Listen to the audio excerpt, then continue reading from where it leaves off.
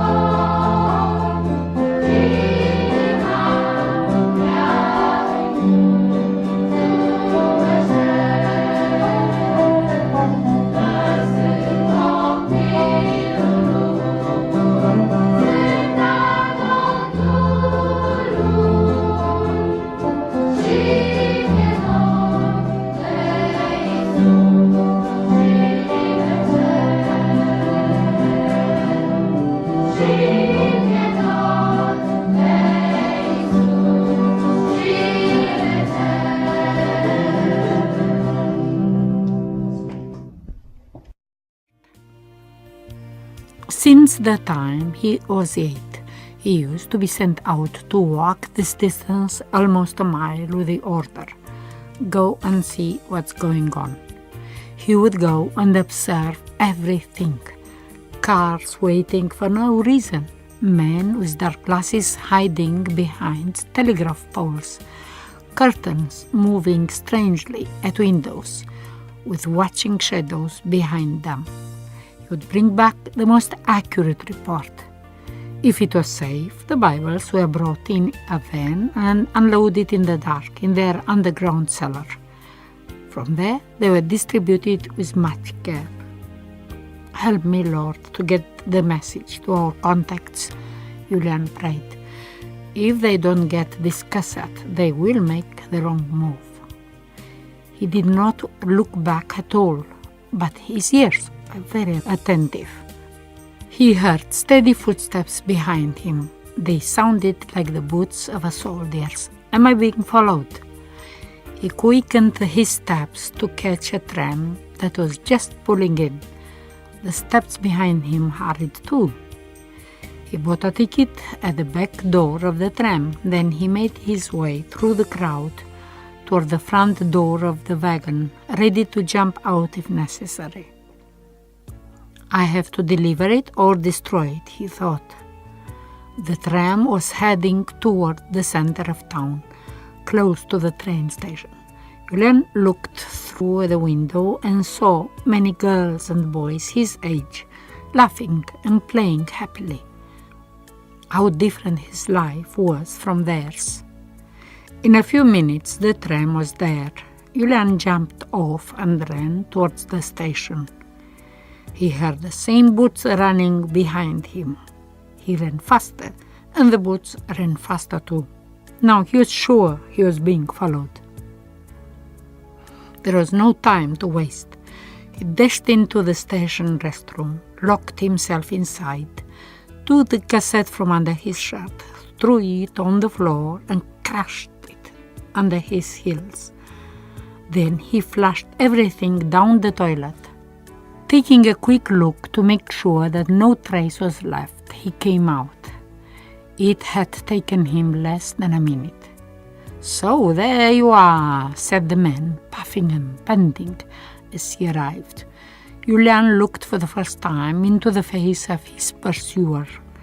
He was a heavy man in his 50s with a revolver at his side. "Why did you run like that?" the man demanded, his rough hands thoroughly searching Julian's body. But he didn't find anything, and Julian returned home. "I couldn't do it," he told his grandmother with tears in his eyes. "At least it did not fall into their hands," she said. "Maybe God will give you another chance." That same evening, Julian tried again with another copy of the message. This time he took his sister Corina with him. They took a suitcase full of clothes, hiding the cassette in the middle. "Let's go," Julian said. With their grandmother's silent prayer over them, they left.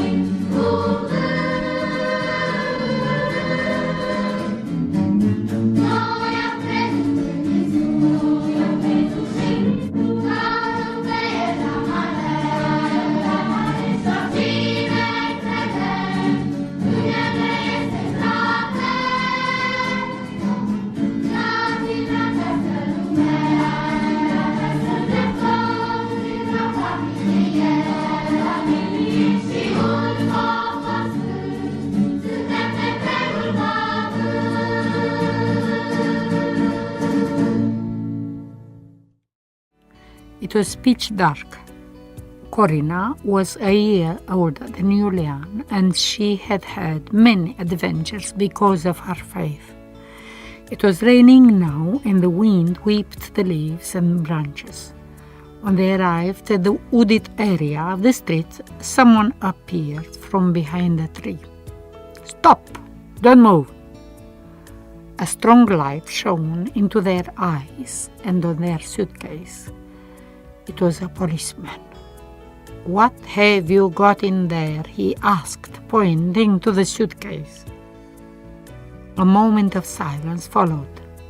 Julian thought everything was lost. His heart pounded. Suddenly he knew there was only one thing to try. "Bibles," he replied, and started to laugh. Corina joined him. "Are you joking with me?" the policeman shouted, and then he started to curse.